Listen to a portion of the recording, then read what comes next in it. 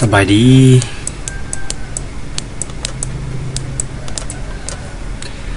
ไอที่ง่ายๆวันนี้เนาะ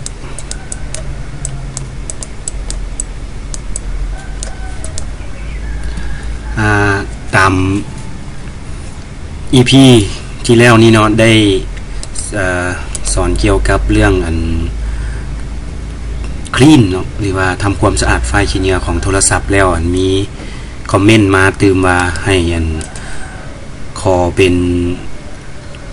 คอมพิวเตอร์น้ำแน่จานเนาะก็เลยว่าต้องได้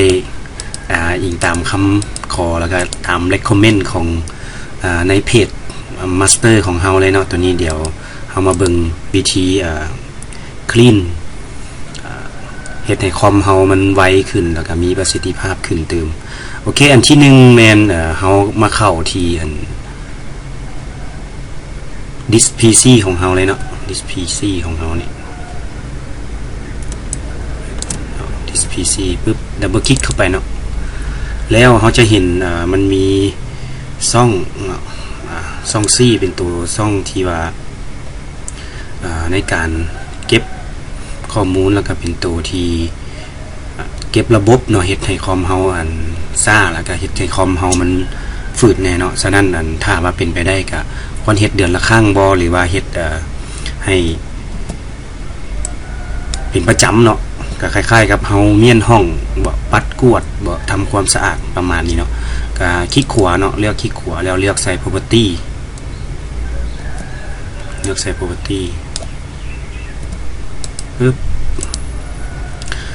จากนั้นเขาจะเห็นเนาะอยู่นี่เนาะ this clean up this clean up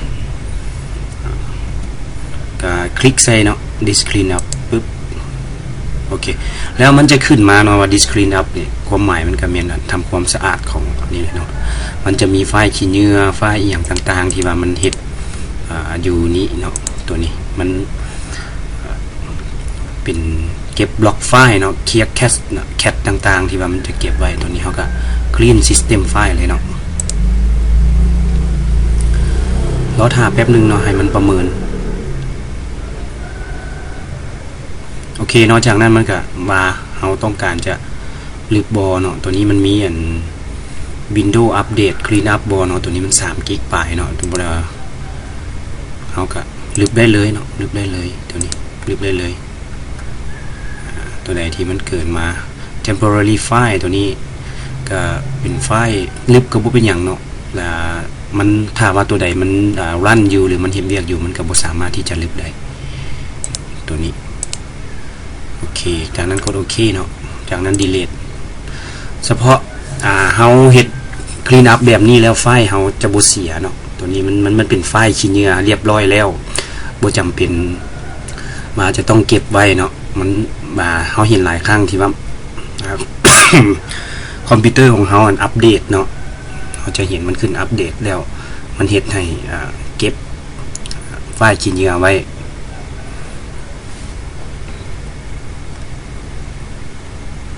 รอถ่าแป๊บนึงเนาะโอเคเนาะมันก็เริ่มเฮ็ดเวียกขึ้นนำข้อมูลของเขาเลยเนาะหลายหน่อยสำใดมันก็จะใช้เวลาขึ้นนับข้อมูลไฟล์ขี้เหงื่อของเขาโอเคหลังจากสำเร็จแล้วเนาะเขาก็จะมาเบิ่งว่ามันก็จะคลีนอัพไปเฮ็ดได้ดีพอสมควรเนาะต่อไปก็มาเบิ่งตืมเลยเนาะว่าเขาจะตัวใดที่สวยได้เนาะตัวนี้ก็แม่นให้เฮากดCMD เนาะใส่บล็อกเซอร์บอนนี้เนาะบอนนี้เนาะปึ๊บคอมแต่ละคนก็มีเนาะ Windows 10หรือ Windows 11ก็มีหมดเนาะนี่เนาะเฮาพิมพ์ C ชนิดเนาะปึ๊บแล้วรันมึงเนาะรันปึ๊บเฮาพิมพ์ เฮาพิมพ์รันใส่เนาะอยู่บอนนี้พิมพ์คลิกใส่นี่เนาะแล้วพิมพ์ว่ารันเนาะรันแลนนั่นเนาะคลิกใส่ปึ๊บจากนั้นแล้วเฮาก็มาพิมพ์คำว่าเทมเนาะพิมพ์คำว่าเท temp ตัวนี้ปึ๊บ temp โอเคปึ๊บเนาะ temp เนาะตัวนี้ปึ๊บขึ้นมาบอไฟล์ตัวนี้ก็เป็นไฟล์ชิ้นเนื้อเส้นเดียวกันเนาะตัวนี้เป็นไฟล์ชิ้นเนื้อเส้นเดียวกันเราสามารถลบCtrl A เนาะลบได้เลย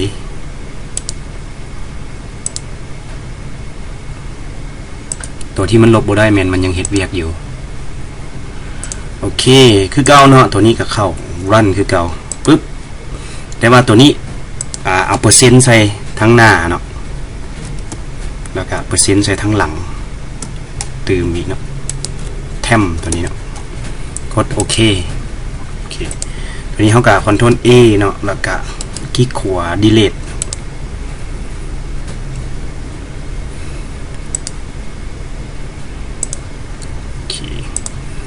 ปึ๊บมันก็ลบไปได้จำนวนหนึ่งเนาะก็ช่วยให้คอมเฮามันไวขึ้นอย่างขึ้นดีขึ้นเนาะสุดท้ายแล้วเมนตัวนี้เนาะใส่คือเก่าเนาะพิมพ์ run ตัวนี้คอมพิวเตอร์ปัจจุบันนี้เนาะWindows 10 Windows 11 นี่มันจะมากับระบบsecurity ให้เลยเนาะก็คือตัวที่สแกนไวรัสเนาะเราบ่จำเป็นต้องไปซื้อanti ไวรัสเพิ่มก็ได้เนาะเราสามารถใส่ของระบบมันเลยก็สามารถนำใส่ได้แล้วก็คือพิมพ์เข้าไปคำว่า M เนาะ MRT โอเคปึ๊บเนาะตัวใหญ่ก็ได้เด้อเนาะตัวใหญ่ก็ได้ตัวน้อยก็ได้เนาะ MRT ตัวนี้เนาะถ้าว่าเป็นตัวน้อยก็ MRT ปึ๊บตัวนี้พิมพ์ชนิดโอเคจากนั้นกดโอเค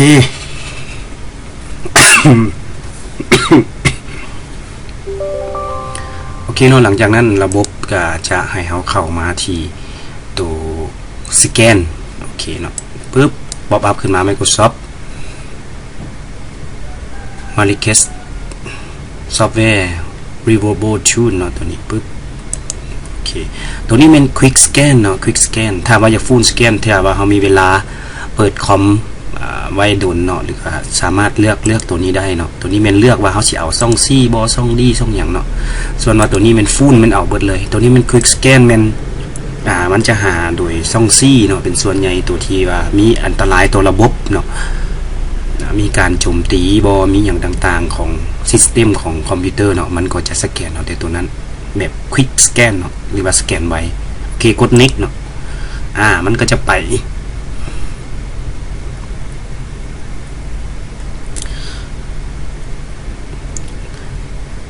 สำหรับตัวนี้ใช้เวลาบ่ดนเนาะตัวนี้ใช้เวลาบ่ดนถ้าว่ามีเวลาก็ไปเฮ็ดตัว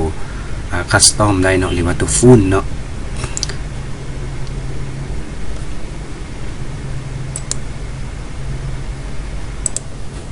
โอเคเนาะหลังจากสำเร็จแล้วก็แม่นตัวนี้เนาะมันใช้เวลาโดนเติบเนาะคลิปเฮามันจะยาวเกินก็เลยว่าต้องได้พอสเมียนเนาะตัวนี้แม่นเฮากด finish โอเคเนาะสำหรับมื้อนี้ก็แม่นเรื่องเคลียร์ไฟล์ชิ้นเนื้อของคอมพิวเตอร์เนาะก็ถ้าว่ามีประโยชน์หรือว่าได้ให้สาระให้ทักษะให้ความรู้อันใดที่น่าสนใจก็ขอให้กดไลค์กดแชร์แล้วก็เป็นกำลังใจให้กันเนาะขอขอบใจหรือว่ามีอย่างเนาะอยากถามอยากก็ส่งเข้ามาทางอินบ็อกซ์เพจหรือว่าใส่คอมเมนต์เพจก็ได้เนาะถ้าว่าเฮาเฮ็ดเขาก็จะเฮ็ดลงเพจทั้งเพจให้เลยเนาะจะขอขอบใจ